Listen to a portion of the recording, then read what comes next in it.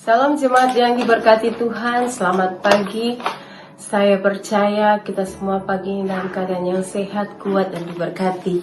Pagi ini saya akan membawakan renungan buat kita semua yang saya ambil di dalam 2 Korintus pasal 9 ayatnya yang ke-6 sampai dengan 10. Saya akan baca untuk kita semua. Memberi dengan sukacita membawa berkat.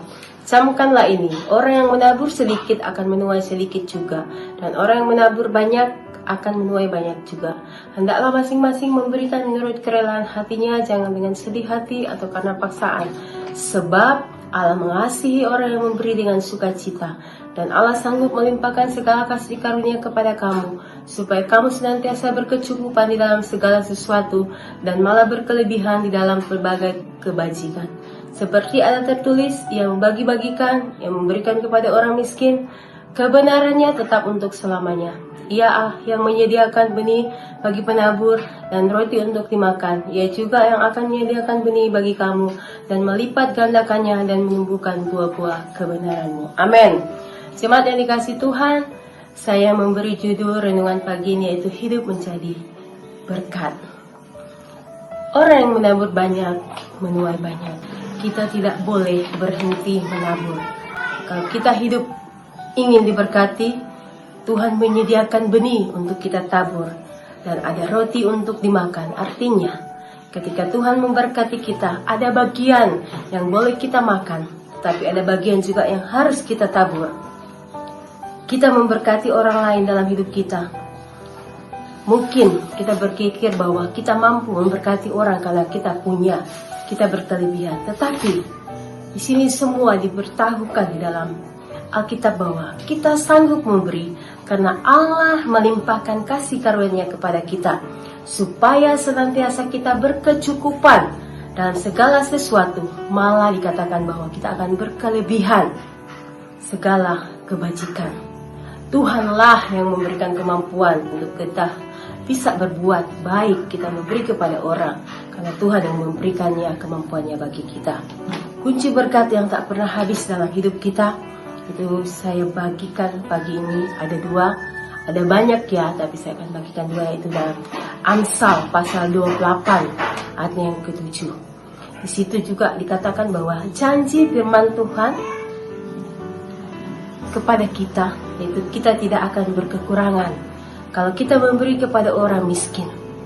Mari sama-sama kita belajar memberi dengan ketulusan hati, sehingga hidup kita tidak berkekurangan. Ketika kita memberi, maka Tuhan sudah lebih dahulu memberi kepada kita. Jadi sama-sama kita belajar untuk kita memberi.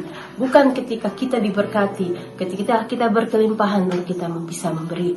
Tetapi dalam keadaan kita kekurangan pun kita bisa memberi. Bukan hanya kita memberi lewat uang kita, materi kita, tetapi kita bisa memberi waktu kita memberi tenaga kita kepada orang yang membutuhkannya. Yang kedua itu dalam Mazmur 34 ayat 9. Kita boleh baca di rumah ya. Di situ juga dikatakan bahwa kalau kita ingin diberkati Tuhan, pastikan kita hidup takut akan Tuhan. Orang yang takut akan Tuhan sudah pasti menjauhi kejahatan, hidup dalam kebenaran firman Tuhan. Jadi orang yang takut akan Tuhan, yang melakukan firman Tuhan, yang melakukan kebenaran firman Tuhan, maka mereka juga adalah orang-orang yang selalu diberkati oleh Tuhan.